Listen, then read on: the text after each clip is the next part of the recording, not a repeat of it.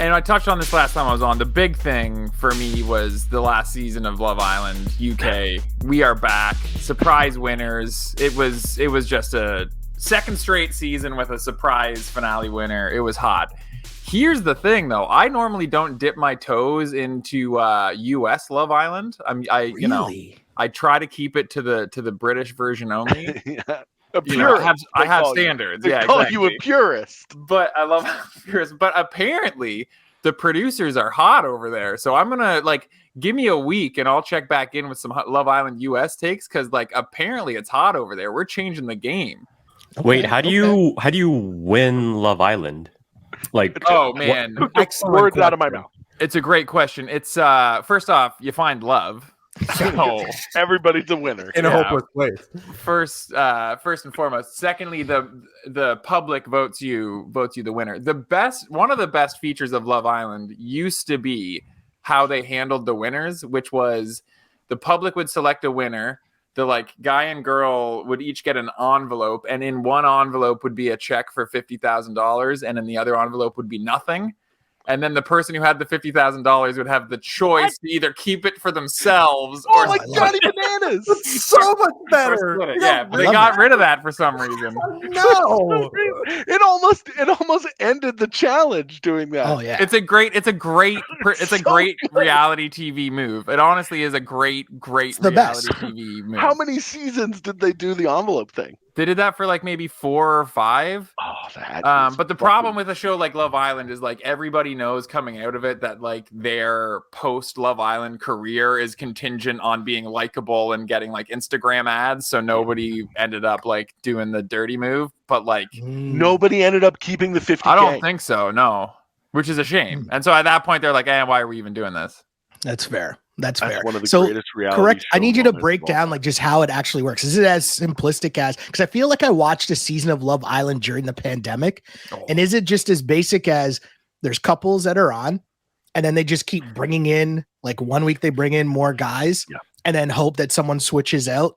And in then a way, the next week they bring out. This is another explain it to me. You got to explain the process. In a way, it's that simple. So essentially, what happens is people go in, let's say 5 guys, 5 girls go in, and right away they're coupled up, which essentially means you're in a couple, you're sharing a bed, you're going on dates, yada yada yada. You're in a couple, and then randomly they just start throwing in what are known as bombshells. Ooh. Now the formula there can be mixed up. It could just be one guy. It could be 2 girls. It could be 2 girls and a guy. One season it was twin girls. They really try to mix that up and throw a bunch of stuff in. It also let me love the twins.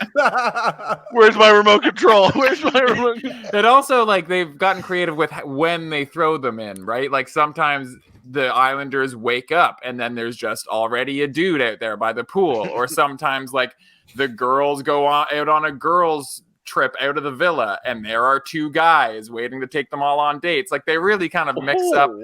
The other big thing is Casa Amor, where halfway through, halfway through the season. So let's say that at this point, because the numbers fluctuate wildly. It starts with 5 guys and 5 girls. Sometimes there will be 18 people in there. There's enough to run a football game. At a certain point they go to Casa Amor, where they split all the couples and they send they send all the girls to Casa Amor with a whole new set of guys, and they bring in a whole new set of girls. Wow. So the cast doubles. The cast doubles immediately. And then, they just try to and now they've started doing things bringing in ex-girlfriends or whatever, really trying to fan the flames. They're really, so we're trying to mix it up here. The best part of Casa Amor is that neither of the old groups know what the other group is doing. So you can be coupled up with somebody and be thinking she's going to be super loyal. And then they do this dramatic reveal of when they come back into the house, either alone or with someone new. And the reactions, it's just meme after meme after meme after meme. It's flawless. So is this such a brilliant idea? US and UK do the same? I'm assuming US does the same. Again, I've never watched a second of US. Because that was going to be my question. I watched one episode of US and I go, they're not saying bruv, There's not a pit of me. Yeah. Like no one's calling someone nuts. Like no one's calling someone a good geezer. Oh yes, you do. Yeah. So that's partially why the UK is the best, because like it's because there's these like regional hatred. Like a scaffolder from Newcastle could date a Welsh nurse. You know what I mean? Like we're really mixing it up.